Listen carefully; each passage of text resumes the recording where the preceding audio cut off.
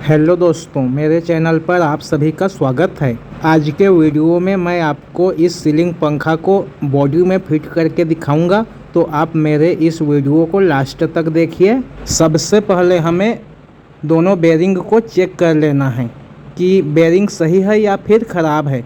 अगर बेरिंग ख़राब हो तो आप इसे चेंज कर दीजिए, लेकिन इसका बेरिंग सही है तो ये देखिए इस तरह से रोटर को लगा देना है नीचे वाले ढक्कन में, और फिर बेरिंग के ऊपर में हमें एक स्प्रिंग लगाना है। बहुत से लोग इसे लगाना भूल जाते हैं तो पंखा बाद में जाम होने लगता है, तो इसे लगाना बहुत ही ज़रूरी है दोस्तों। देखिए इस तरह से बेरिंग के बीचों बीच लगा देना है और फिर उसके ऊपर में इस तरह से स्टेटर को लगा देना है। अगर आपका रिंग सीधा नहीं लगेगा तो स्टेटर घूमेगा नहीं। ये देखिए इस तरह से घूमना चाहिए। अब दोस्तों इसमें हमें इसके ऊपर वाले ढक्कन को फिट करना है। तो ये देखिए इस तरह से तार को इसमें घुसा देना है और फिर इसे इस तरह से लगाकर हल्का सा दबा देना है। इसे दबाने पर यह अच्छे से बैठ जाएगा दोस्तों। और फिर इसे प्लास्टिक के हथौड़ी या फिर लकड़ी के गुटके से इस तरह से हल्का हल्का ठोक दीजिए। इस तरह से ठोकने पर बेरिंग जो है वो अच्छे से बैठ जाएगा। तो इस तरह से हल्का हल्का सा ठोक देना है, ज़्यादा नहीं ठोकना है दोस्तों, आपका पंखा टूट जाएगा। देखिए इस तरह से पंखा घूमना चाहिए। अगर इस तरह से पंखा नहीं घूमेगा तो आपका पंखा नहीं चलेगा। अब चलिए इसमें 4 पेज लगेंगे तो मैं इसे लगा देता हूँ।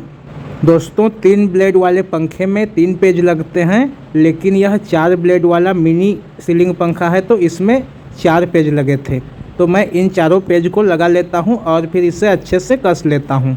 अगर आप मेरे इस चैनल पर पहली बार आए हैं तो प्लीज़ दोस्तों मेरे इस चैनल को सब्सक्राइब कीजिए, और अगर आपको मेरा यह वीडियो पसंद आता है, मेरा समझाने का तरीका पसंद आता है तो वीडियो को लाइक कीजिए तथा अपने दोस्तों में शेयर कीजिए। ये देखिए इस तरह से चारों पेज को हमें बराबर से कसना है। हमें एक ही पेज को नहीं कसना है, चारों पेज को एक एक करके धीरे धीरे कसना है, तभी हमारा यह पंखा सही से फिट हो पाएगा।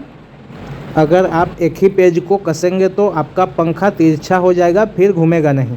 तो इस तरह से हमें एक एक करके धीरे धीरे चारों पेज को अच्छे से कस लेना है।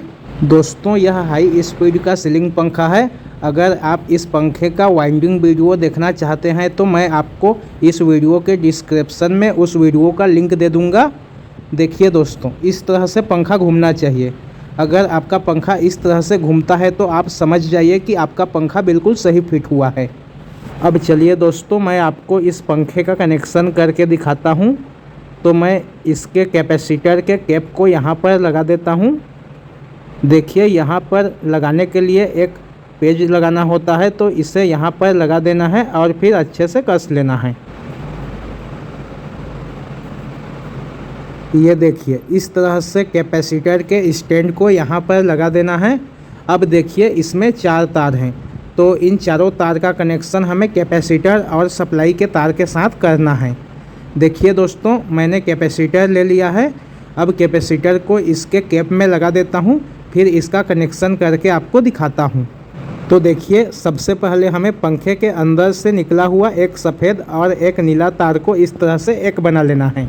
दोस्तों इसमें का नीला तार रनिंग कॉइल का है और सफ़ेद तार स्टार्टिंग कॉइल का है। तो देखिए अब क्या करना है, जो सफ़ेद तार बचा है पंखे का उसे कैपेसिटर के एक तार के साथ ज्वाइंट कर देना है। आप कैपेसिटर के किसी भी तार को इस तार के साथ ज्वाइंट कर सकते हैं, और कैपेसिटर के दूसरे तार को पंखे के अंदर से निकला हुआ नीला तार के साथ इस तरह से ज्वाइंट कर देना है। अब देखिए दोस्तों इसमें सप्लाई कहाँ कहाँ देना है। तो सप्लाई हमें दोनों नीला तार में देना है दोस्तों। तो मैं इसमें सप्लाई दे देता हूँ।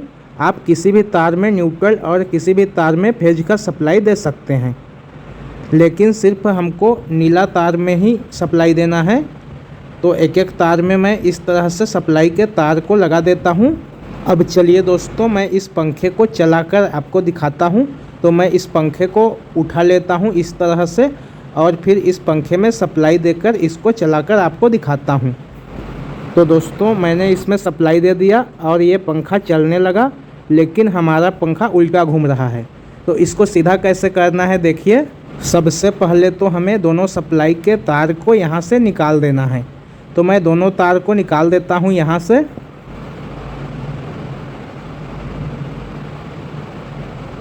अब देखिए दोस्तों, पंखे की गति को हमें कैसे चेंज करना है।